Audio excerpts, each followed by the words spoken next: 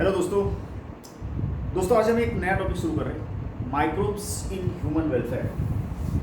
Microbes in human welfare. दोस्तों, इसके नाम से ही हमें पता चलता है कि इसमें हम क्या पढ़ने वाले हैं। इसके अंदर हम अलग अलग माइक्रोब्स देखेंगे और वो माइक्रोब्स इंसान की जीवन के साथ, हमारी लाइफ के साथ किस तरह से जुड़े हैं, how they are related with your life. Morning से लेकर के इवनिंग तक हम किस तरह से उन माइक्रोब्स पे डिपेंड करते हैं, हम उस चीज़ को देखने वाले हैं। ठीक है, पहले इसका थोड़ा सा ये देखेंगे कि हमें बायोलॉजिकल ये माइक्रोब्स कहाँ मिलते हैं। दोस्तों, ये जो माइक्रोब्स है, जो माइक्रोब्स है वो हमें सब तरफ मिलते हैं, बायोलॉजी सब तरफ है। 72 से 72 एटमॉस्फेरिक स्थितियों में भी बायोलॉजी प्रेजेंट है, बरोबर।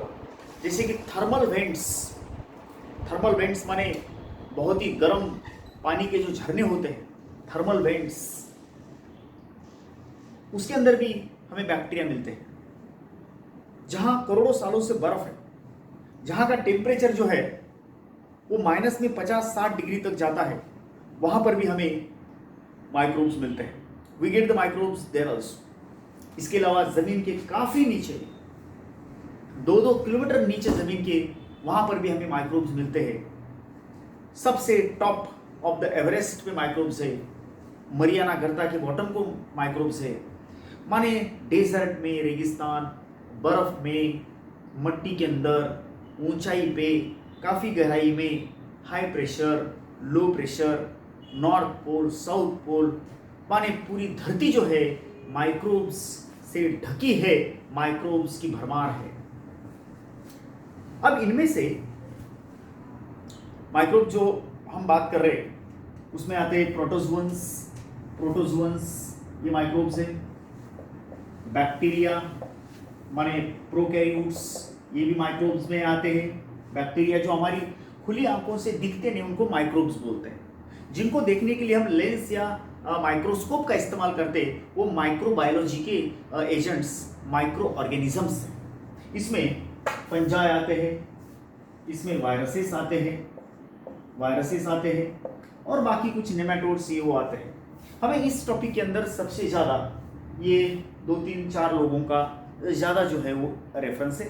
हम देखेंगे कि माइक्रोब्स हमारी लाइफ में किस तरह से यूजफुल है, how they are, how we use those microbes in our day-to-day functions, day-to-day jobs, in our day-to-day supply of needs। हमारे ज़रूरत की कई चीज़ें जो है वो इन माइक्रोब से आती हैं। माइक्रोब्स कौन कौन है फिर? Protozoa, unicellular animals, bacteria, prokaryotes, fungi, viruses, lichens, nematodes. ये कुछ माइक्रोब्स हमारे बार बार जीवन में आते हैं और इनका इस्तेमाल भी हम करते हैं। अब हमारे लाइफ में इनका इस्तेमाल होता कैसे है, हाउ वी यूज देम, हम इनको कैसे इस्तेमाल करते हैं, how we use the microbes. देखो, बिना माइक्रोब्स की, बिना माइक्रोबायोलॉजी की तो हमारी जिंदगी की कल्पना ही नहीं हो सकती। You can't imagine your life without micro organisms. Early in the morning उठे बरोबर हम माइक्रोब्स से बने वाली चीजों का इस्तेमाल शुरू करते। दोस्तों, जो चाय पत्ती, टी पाउडर हम उबाल करके उससे चाय बनाते, वो फर्मेंटेड होती है, उसको हम क्यूरिंग बोलते हैं। क्यूरिंग CURING, क्यूरिंग, ये एक फर्मेंटेशन का प्रकार है। अब वो हमारे पेज बुक में नहीं दिया है, लेकिन इससे वो चाय पत्ती बनती है, टी पाउडर बनती है और उसको उबालने के बाद चाय हमें टेस्ट देती है। कुछ लोग ऐसा समझते हैं कि चाय की पत्ती पाउडर जो है वो डायरेक्ट चाय के पत्तों का पिसा हुआ एक पाउडर है। नहीं, ऐसा नहीं है, एक्चुअली वो फर्मेंटेड प्रोडक्ट है। अब हम डायरेक्टली सिलेबस की बात करते हैं। दोस्तों, हम जो इस्तेमाल करते उसमें नंबर 1 पे आता है LAB, lactic acid bacteria. LAB is equal to lactic acid bacteria. Lactic acid bacteria और लैक्टोबैसिलाई, ये जो बैक्टीरिया है, बैसिलस रॉड शेप्ड बैक्टीरिया है, इस तरह का बैक्टीरिया ये। तो ये bacteria converts milk into curd, दुधाचं दही करतो, lactobacillus. With the help of its enzyme lactic acid dehydrogenase, enzyme सुना हुआ लैक्टिक एसिड डीहाइड्रोजिनेज, बैक्टीरिया का नाम lactobacillus, LAB, lactic acid bacteria या लैक्टोबैसिलस। दोस्तों ये दूध को दही में कन्वर्ट करता है।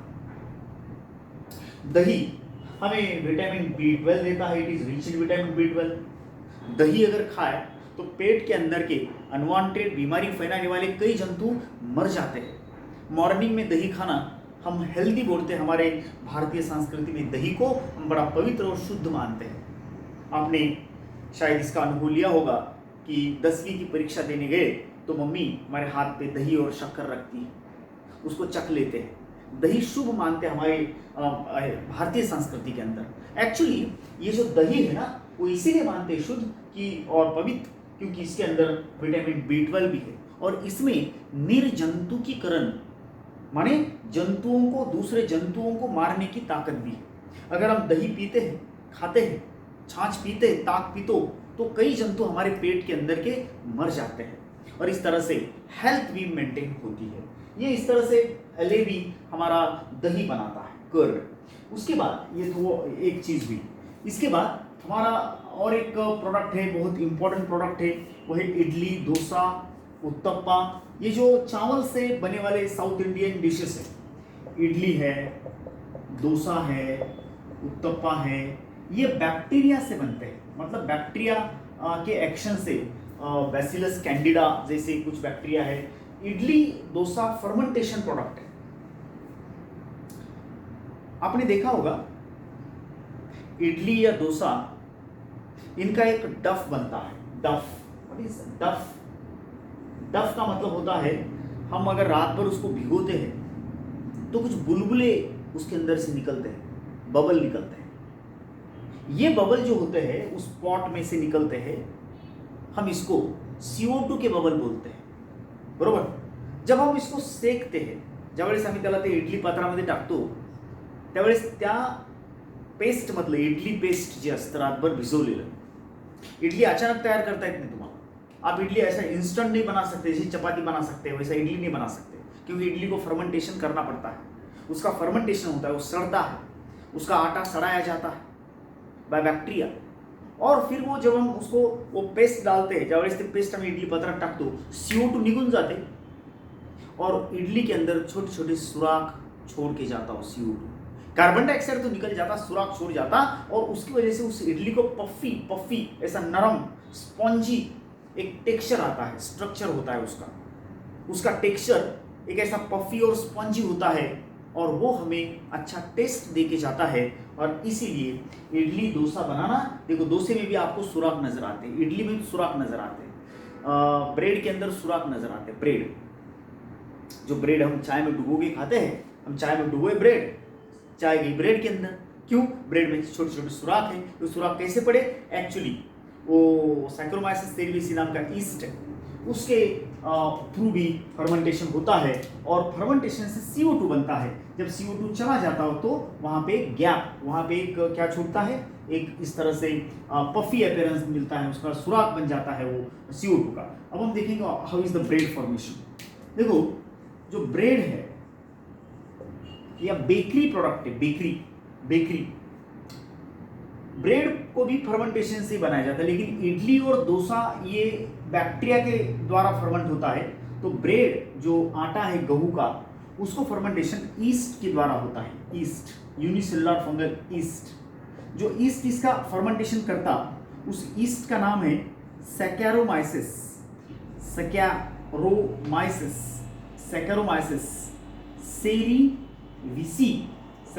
सेरीविसी, ये उसका पूरा नाम है। किसका? ईस्ट का। ईस्ट कौन है? यूनिसेलुलर फंगस, ये यूनिसेलुलर फंगस है। तो ये ईस्ट क्या करता, गेहूं का जो आटा है, जो मैदा है, उसको सड़ाता माने फर्मेंट करता, और ये फर्मेंटेशन करते करते अंदर कार्बन डाइऑक्साइड बनता उस आटे में कार्बन डाइऑक्साइड बनता। हाँ, कौन फर्मेंटेशन कर रहा? ये ईस्ट की ये जाति का नाम सैक्रोमाइसिस सेरेविसी। इस जाति को इसीलिए बेकर्स ईस्ट भी बोलते हैं, बेकर्स ईस्ट। यही ईस्ट शराब बनाने के लिए, दारू बनाने के लिए भी इस्तेमाल होता है, तब उसको ब्रेवर्स ईस्ट बोलते हैं। Brewers east, brewers east. देखो गहू से शराब भी बनती है और गहू से ब्रेड भी बनता है, और इसको बनाने वाला कॉमन ऑर्गेनिज्म है, इट इज सैक्रोमाइसिस सेरेविसी। जब गहू से, वीट से वो ईस्ट ब्रेड बनाता, उसको बेकर्स ईस्ट बोलते हैं। जब ये ईस्ट सैक्रोमाइसिस सेरेविसी गहू से फर्मेंटेशन से, गहू के फर्मेंटेशन से शराब बनाता, तब उसको हम ब्रेवर्स ईस्ट बोलते हैं। ब्रेवर्स ईस्ट माने अल्कोहल बनाने वाला, शराब बनाने वाला ईस्ट। एक्चुअली जब हम इसको सड़ाते हैं सैक्रोमाइसिस सेरेविसी का इस्तेमाल करके, जब हम गहू के आटे को सड़ाते हैं तो आटे के अंदर कार्बन डाइऑक्साइड पैदा होता है, ठीक इडली डोसे के जैसा, सिर्फ उसका फर्मेंटेशन बैक्टीरिया कर रहा, और ब्रेड के लिए जो फर्मेंटेशन है वो ईस्ट कर रहा। दोस्तों ये क्या करता कि एक्चुअली जो बबल है वो तपने के बाद उसको सेकते, जब हम बेक करते, बेक करना माने सेकना, वो आटे को जब हम सेकते हैं आग पे, हीट देते उसको, तो CO2 निकल जाता, लेकिन वहां पे गैप छूटते हैं, और इसीलिए वो ब्रेड हमें ऐसा पफी स्पॉन्जी नजर आता है, और इसीलिए तो ब्रेड टेस्टी होता है। जब हम उसको चाय में डुबोते तो उसके अंदर चाय चली जाती है। So what is this actually? This is nothing but the use of microbe. ये माइक्रोब, अब आप सोचो कि बेकरी इंडस्ट्री कितनी मोटी, कितनी बड़ी इंडस्ट्री है।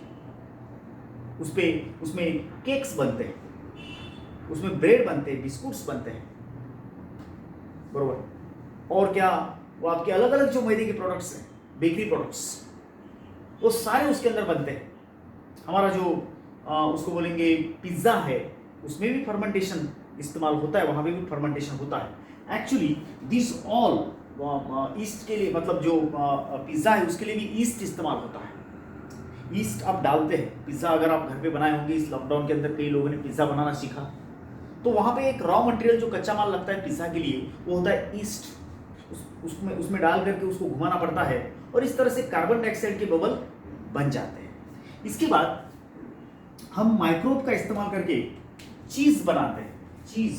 चीज जो चीज है वो दो तरह का है, एक है स्विस चीज और एक है रॉकफोर्ट चीज। चीज भी फर्मेंटेशन से ही बनता है। चीज also is produced bye fermentation. Swiss cheese, Swiss cheese by the bacterium Propionic bacterium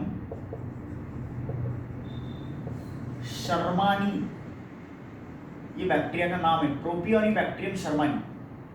ये बैक्टीरिया ओके स्विस चीज को बनाता, जिसमें मोटे होल्स होते हैं। स्विस चीज बैक्टीरिया के द्वारा बनता है, प्रोपियोनिक बैक्टीरियम शर्मानी। दूसरा एक चीज है, देखो, it is Roquefort cheese. It is produced by the fermentation by actually fungus. ये फंगस के द्वारा बनाया जाता है। देखो ये दो अलग अलग नाम है, एक स्विस चीज, दूसरा रॉकफोर्ट चीज। Swiss cheese by the bacterium का नाम प्रोपियोनिक बैक्टीरियम शर्मानी, और रॉकफोर्ट चीज bye fungus, name of fungus is actually जरूरी नहीं है, ये फंगस जो है उस रॉकफोर्ट चीज को बनाता है। एक्चुअली इसके अलावा माइक्रोब के इस्तेमाल हमारे जो है ना वो कुछ दूसरे कामों के लिए भी होते हैं। जैसे टोडी नाम का एक साउथ इंडियन ड्रिंक है, टोडी, इसको आप मराठी भाषा में ताड़ी भी बोलते हैं, ताड़ी by palm tree, palm tree, ताडाचं झाड, ताड़, लंबा वाला ताड़ाचे झाड़। ये जो पाम ट्री है, इस पाम ट्री का एक जूस होता है, लैटेक्स होता है, एक जूस निकलता है। उस जूस को कुछ बैक्टीरिया फर्मेंट करते हैं, तो उसका बनता है टोडी, माने ताड़ी। पाम ट्री के जूस को फर्मेंट करने के बाद ये ड्रिंक बताया. What is toddy? It's a south Indian drink. It's a south Indian drink. वो एक साउथ इंडियन ड्रिंक है. कैसे बनता है? Fermentation of juice from palm tree. Palm tree से, पाम ट्री माने ताडाचं झाड, या ताडाच्या झाडाचा ज्यूस, त्याचं काय केलं? फर्मेंटेशन. फर्मेंटेशनच्या नंतर जे ड्रिंक तयार झालं त्या ड्रिंकचं नाव आहे टोडी माने ताड़ी. इसके अलावा कई अफ्रीकन देशों में देखो बांबू के शूट्स, बांबू एकदम कोड़ बांबू, एकदम ऐसा डेलिकेट वाला रसीला पानीदार जूसी बांबू के शूट्स माने Shende, plus soybean, bamboo shoots और फिश, इनके फर्मेंटेशन के लिए, फर्मेंटेशन करके इनसे फूड बनाते हैं. द फर्मेंटेशन हमेशा माइक्रोब से ही होता है, या तो बैक्टीरिया नहीं तो फंगस, दूसरा कोई फर्मेंटेशन नहीं कर सकता. याद रखना, वायरस से कोई फर्मेंटेशन नहीं होता, वायरस ऐसे काम नहीं करता. बरोबर. फर्मेंटेशन, किण्वन, सड़ाना, ये काम बैक्टीरिया नहीं तो फंगस करता है. सो फर्मेंटेशन से, फर्मेंटेशन ऑफ फिश, सोयाबीन और बांबू शूट्स मतलब बांबू के जो टॉप्स है, एकदम डेलिकेट वाले टॉप्स, इनका फर्मेंटेशन करके कुछ फूड आइटम्स बनते हैं, कुछ खाने के पदार्थ बनते हैं. कई अफ्रीकन देशों में ये पदार्थ इस्तेमाल होते हैं. Soybean, fish and bamboo shoots का फर्मेंटेशन करके बनने वाले कुछ products. This is actually the different इस्तेमाल uses of that particular micro organisms. इसके अलावा जलेबी बनाने को इस्तेमाल होता है. अनारशी, हमारे महाराष्ट्र में अनारशी बहुत चलती है. बरोबर. आता धोंड्याचा महिना चालू आहे, अनारशा भरपूर खायला मिळतील आम्हाला. दिवाळीच्या वेळेस अनारशा करतो. अनारशाचं पीठ भिजू घातलं जातं, उसको सड़ाते हैं, ये चावल का आटा, और उसका एक स्मेल आता है, देखो खट्टा खट्टा, आपने महसूस करा होगा. और वो खट्टा स्मेल आने का कारण ये है कि वो फर्मेंटेड है, उसका फर्मेंटेशन हुआ है, बाद में उसको तलते हैं, है कि नहीं. तो अनारशी है, तुम्हारा जलेबी है, ढोकला है. अब ढोकला देखो, ढोकले में सुराख होते हैं, और ये इसीलिए पड़ते हैं, वो कार्बन डाइऑक्साइड जब निकल जाता तो सुराख छूट जाता, और ये प्रोसेस फर्मेंटेशन की है. Sorry. So this is, you can say, the different uses of microbes in our daily life. We will see the next part in the next one. Thank you very much.